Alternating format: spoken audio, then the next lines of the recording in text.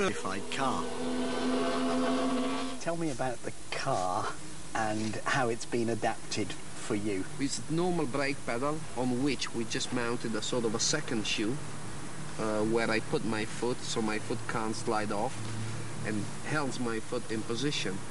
And just with the movement of my hip, using the knee as a joint, I operate the brakes. Throttle is just sort of a ring under the steering wheel that I pull with my fingers. The only thing we have put on is a little lever, like a sort of a little butterfly on the top of the gear lever, which operates the clutch, and that's about it. How different is it driving the way you're driving now? Since after my accident, I have realized, when you're forced to do something not the way you always did it previously in your life, because you have no option, you adapt a mental flexibility that wasn't yours before.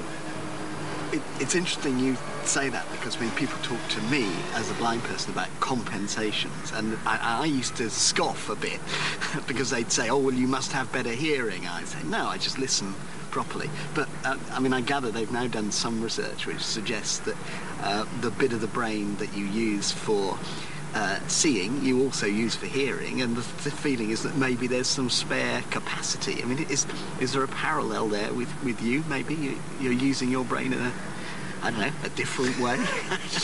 Well, there must be spare, because my brain was so small before. I don't think you could dedicate some to do something else. I don't know. But you obviously think besides kidding, you think you're thinking harder. No, yeah. Besides kidding, I think definitely there is spare capabilities, or maybe we are able to transform or to readapt a part of our brain to develop new talents. Yeah, that's for sure. Behind the Imola race circuit at a mobile clinic, Alex collects a new pair of lightweight prosthetic legs he has helped design. And not just for walking. Every gram of weight possible has been saved to make them suitable for racing as well. What you're gonna see, I hope it will not impress you, because I'm gonna take everything off. And as long as it's fine for you, I don't have a particular problem, So.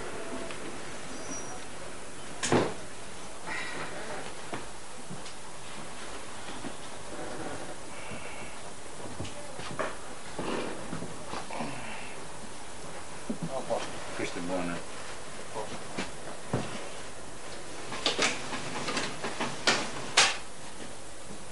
Ci servono le scarpe. Te le do subito. Sozza coi jeans, Perry. L'hai notato il capolavoro? Dio buono, che figata! Bella, cazzo! Senti qua, bella, leggera. Dio buono, Ferry, se va anche bene, siamo dei signori. Esatto, divertissimi tutti.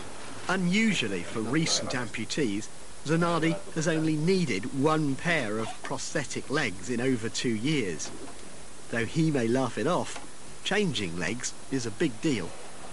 What I'm doing today is that I got a couple of legs which fits fine, but they're very old. Yeah, so they're out of mileage, basically.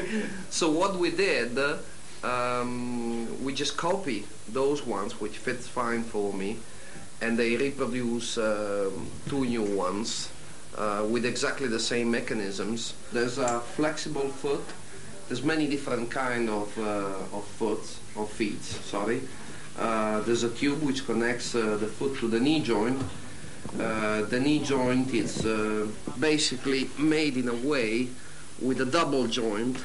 So when it's completely extended and is straight, and you lean on the heel, this sort of second mechanism kinds of lock the system, so that gives you stability. But then as you step forward and you release the mechanism from your own weight, then the mechanism frees up and opens and moves. Then there's a small spring which puts the foot back in position, and that helps you to walk. And in particular in this one, we've put this rotator mechanism, which helps me a lot to get myself dressed, to put clothes on. We rely a lot on technology, you and I, don't we? Yes, somehow, you know, I mean, not only us in reality, because I mean, even if she wants to catch this particular moment and give it back to the people which are going to be watching on television, you know, she needs to utilize some sort of technology. Yep. We probably just need a little more than normal people, but at the end of the day, we all use technology, you know, and the important thing is to try to be the one that operates the technology. That's what it matters. Being in control of it. Yeah. Yeah. I'm impressed at the practical approach Alex takes to his disability. Wherever he goes, he carries with him a 4mm screwdriver. He had a very, very good understanding mechanically of how car suspension, gearboxes and everything worked. And the lovely thing about him now is he's got a fantastic, lovely understanding mechanically of how his legs work. And he's the perfect guy for that, because he's redesigned them himself, and that's just something that he's Alex. The parallels Zanardi sees between his car and his mechanics, his legs and his doctors, are striking. To him, his medical situation is just another technological problem to be solved.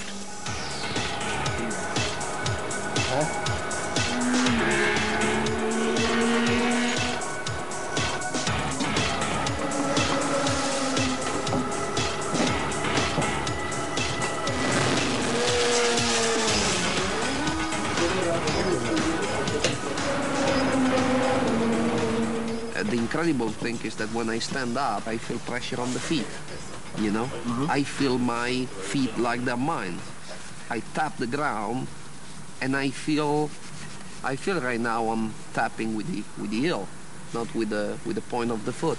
If I do this, I can feel with which part of the foot I'm tapping the ground. If you touch my foot with a pencil, I can feel exactly where you're tapping. And yet there are So that is kind of incredible, you know, because at the beginning it wasn't anything like it, you know. But now that's the way it is, so it's weird. that's good. That helps me a lot too, because, you know, it's like when I push the brake pedal of my race car, I feel I can modulate the pressure pretty accurately, and that is helping me a lot. All I can say, he's probably become more determined than what he was before, because I think he's got something else that he's got to work on. And I think the lucky thing is because he's got his son, and that is something that he wants that to work. And the same with Daniela. I think he wants to give, you know, his whole family a normal way of life. Being along, now my first priority is certainly the one to try to be a good father for my son, to be a good husband for my wife, a good friend for my friends, and also to go back to racing, because this is my passion and this is what I always did in my whole life. I could not do it at the same level I was doing it before. He appreciates simple things more than he did before. Everyday things, like his family, his son. Alex Zanardi knows how lucky he is to be alive, and he's making the most of it with his family. But just being alive isn't enough for Alex. I think he's a man who will always need another challenge. And for the moment, it's still his beloved racing. With the situation that he's got with his legs, but also that it's the European touring car thing, would be a wonderful thing for him to be able to win that, and it would make a fairy tale ending to the whole story. But I'm sure it won't just stop at a touring car. There'll be something else he'll be doing in the future anyway that he get involved with. When something like this happened to you, you're normally inclined to believe that you are the unluckiest man on earth, and in fact you're not. You know, I'm lucky to be alive. After all, I could have lost much more or something like this. There is people in life that are much more unlucky than me.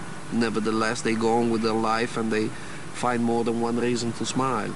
I knew that Alex would have never quit, no matter if he had to, race his wheelchair or, race a Formula One car again. He would have not quit because he is a champion. And he's a champion in his heart. Throughout his recovery, Zanardi has always admitted to pain, but never to doubt. And with his characteristic optimism, he will admit to no fears for the future either. I've seen a patient here, which is 82 years old. He's got a dumbbell amputation very similar to mine. And he walks around, certainly not at the speed that I'm walking around, but I guarantee you he's walking around every day. And